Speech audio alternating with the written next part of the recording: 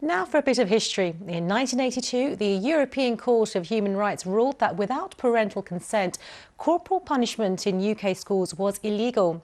Now, this ruling eventually led to an outright ban on corporal punishment in schools. In the latest of our series Witness, we hear from Grace Campbell, whose mother campaigned against the use of the belt in Scottish schools and brought the case to court.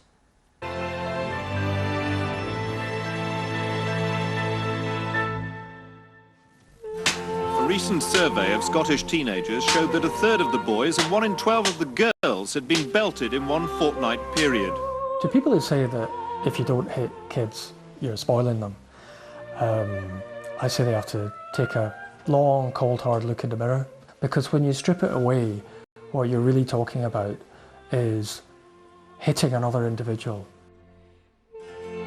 Most Scottish secondary school teachers possess one of these thick leather straps with a double tongue. And the largest teachers' union in Scotland maintains that it's an unpleasant necessity in today's unruly classrooms. Corporal punishment in Scotland was institutionalised. It was really strange that in a country like Britain in the 70s and 80s, corporal punishment was still around, because actually it wasn't in many European countries. The local authorities, the local education authorities, had set down guidance for teachers on what implements to use. What was known as a tawse, or a belt, was used to hit you on the hand.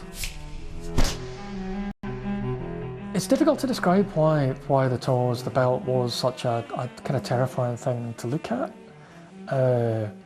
But I think it's just because from a very early age, you know, you hear from the other kids, the older kids at school, about the belt. It's a single-use thing. It doesn't have any other legitimate use, you know. It's just for hitting people. That's all it's for. And so when you see it, you know, okay, that's something to be wary of. My mum had been subjected to corporal punishment when she was at school, and she was absolutely clear she didn't want it for her children. So she tried to seek assurances from the local school. Could you make sure, you know, my kids won't be belted?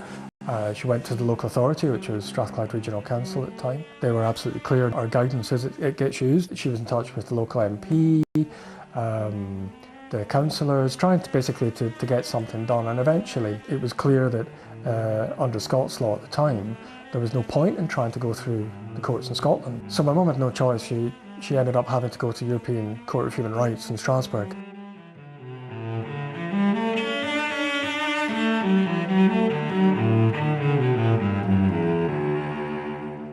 It didn't do me any harm. I think it should be kept. Why is that? Because there'd be more vandalism and fighting and bullying.